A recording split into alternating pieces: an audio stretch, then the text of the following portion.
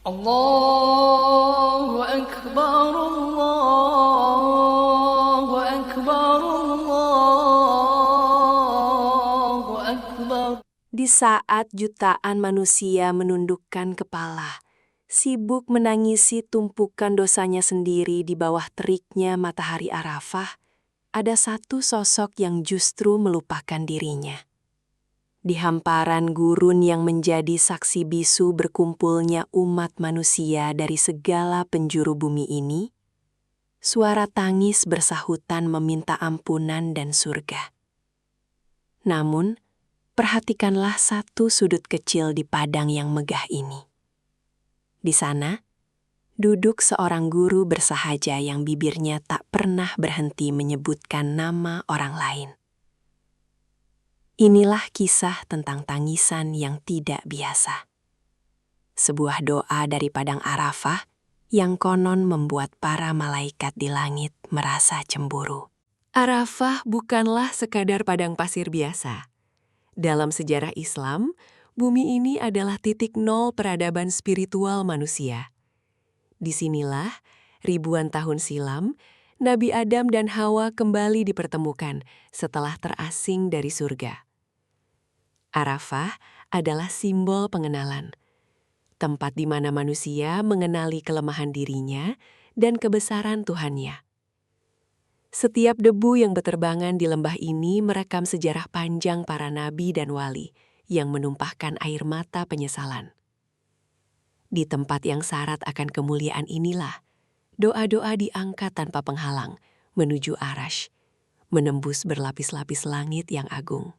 Namanya Ibu Eka, seorang guru SMKN 1 Tasikmalaya yang menabung puluhan tahun demi menginjakan kaki di Tanah Suci. Ketika jamaah lain sibuk menghafal doa-doa panjang berbahasa Arab dari buku panduan haji yang tebal, Ibu Eka hanya membawa satu buku catatan kecil bersampul coklat yang lusuh. Buku itu bukan berisi kumpulan doa mustajab. Lembaran di dalamnya dipenuhi oleh barisan nama ratusan murid yang pernah ia ajar dari generasi ke generasi. Ia membawa amanah cinta yang berat dari ruang kelas sederhana menuju padang paling mustajab di muka bumi.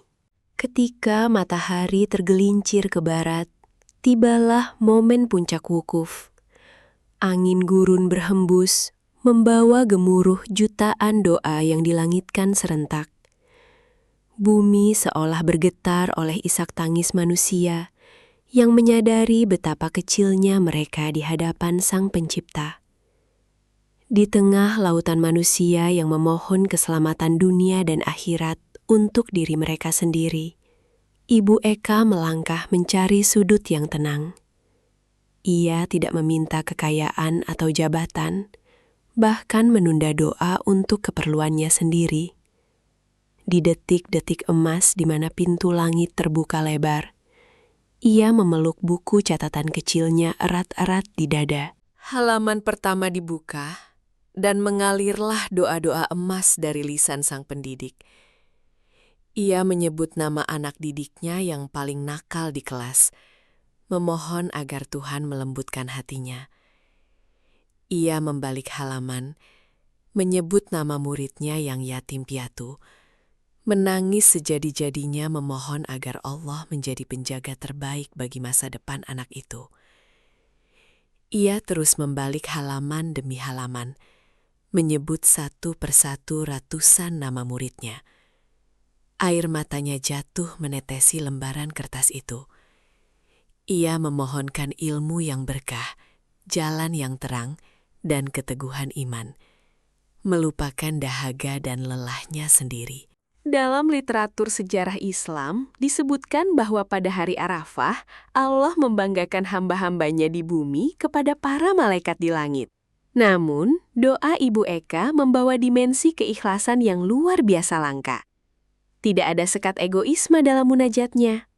Riwayat menyebutkan bahwa doa seorang hamba untuk saudaranya tanpa sepengetahuan mereka adalah doa yang paling cepat menembus langit.